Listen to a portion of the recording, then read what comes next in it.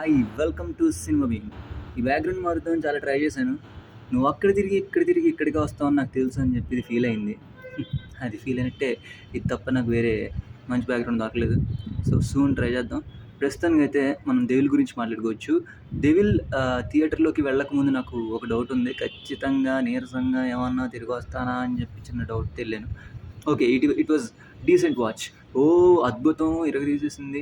దీన్ని చూడకపోతే time waste, అదే సారీ జీవితం వేస్ట్ అని నేను చెప్పను. కానీ it was decent watch. Theatrical experience చేసే type of kind of content ఉంది.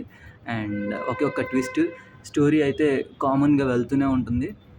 అండ్ హైస్ లోస్ ఇలాంటివన్నీ పట్టించుకోకుండా క్లీన్ మైండ్తో వెళ్ళి ఒక అద్భుతమైన సినిమా, పీరియాడిక్ డ్రామా చూసి ఆ డ్రామాని ఫీల్ అయ్యి తిరిగి ఇంటికి వచ్చేద్దాం అనుకుంటే మాత్రం మీకు ఖచ్చితంగా నచ్చుతుంది. It is a good and decent film అని చెప్పొచ్చు అనమాట.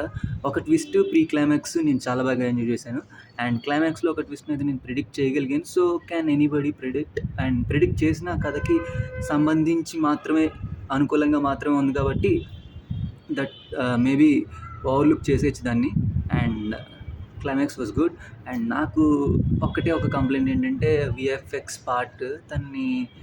నేను ఆల్రెడీ దాన్ని ఇంటర్వ్యూలో చూశాను. విఎఫ్ఎక్స్కి కొంచెం తగిన టైం ఉంటేనే అది ఎక్స్ట్రాడినరీ అవుట్పుట్గా మనకి తిరిగి వస్తుంది. 1.5 ఇయర్ టైం ఇస్తారు హాలీవుడ్లో. అయితే మనకి ఇక్కడ తెలుగు సినిమా అండ్ ఇండియన్ సినిమాలో అంత టైం ఎవరు పోస్ట్ ప్రొడక్షన్కి పెట్టరు అని చెప్పి ఒక complaint Kalyan Ram himself confessed that thing. And నాకు అది సినిమాలో కనిపించింది అనమాట. ఇనఫ్ టైం ఇచ్చుంటే ఇంకా బాగుండేది అనిపించింది. కాకపోతే విఎఫ్ఎక్స్ షాట్స్ మనకి అన్ని చోట్ల ఖచ్చితంగా తెలిసిపోతాయి అనేది చెప్పట్లేదు. కానీ క్లైమాక్స్లో ఒక విఎఫ్ఎక్స్ షాట్ మాత్రం వీ కెన్ ఈజీలీ కనిపెట్టచ్చు అనమాట. కానీ దట్ వాజ్ గుడ్. అదొక్క complaint. And RRR was too good. RRR అంటున్నానేంటి, ఆర్ఆర్ఆర్ఆర్ కాదు, RR. Music was too good. Background score కావచ్చు, సాంగ్స్ అంత నోటబుల్గా ఏమి ఉండవు. అండ్ మ్యూజిక్ అయితే చాలా బాగుంది. ప్రొడక్షన్ వాల్యూస్ దాని గురించి ఖచ్చితంగా మాట్లాడుకోవాలి. ఎందుకంటే 1947కి ప్రపంచంలో మనకి ఎలా ఉందో మనం ఇంతకుముందు అప్పటికైతే నేను పుట్టలేదు. చూసిన వాళ్ళకైతే కొంచెం ఓకే సిమిలర్గానే తీయడానికి ట్రై చేస్తారు అనిపించచ్చేమో. కానీ నాకైతే మాత్రం అది రియలిస్టిక్ వరల్డ్ అనిపించింది. పీరియాడికల్గా మనం ఆ వరల్డ్లోకి వెళ్ళగలుగుతున్నాం అనిపించింది. ఎక్కడైతే చిన్న ఫ్లా కూడా నాకు కనిపించలేదు. ప్రొడక్షన్ వాల్యూస్ అయితే టూ రిచ్ ఉన్నాయి. Music was too good. And performances చెప్పాను కదా, top notch performances by everyone did a fantabulous job అని చెప్పచ్చు అనమాట. సో ఈసారి అమిగోస్ తర్వాత కమ్బ్యాక్ అని చెప్పలేం కళ్యాణ్ రామ్కి, ఇది బౌన్స్ బ్యాక్ అని చెప్పచ్చు అనమాట.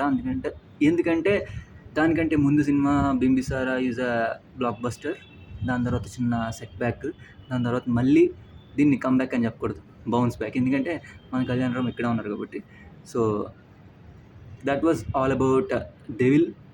బబుల్ గమ్ గురించి చూడటానికి ఏదైనా కుదిరితే వెళ్ళి చూస్తే ఖచ్చితంగా షేర్ చేసుకుంటా.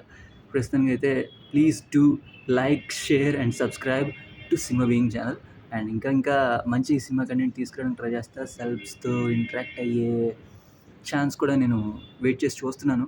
So we can gain some knowledge about cinema I think soon. So stay tuned. Thank you.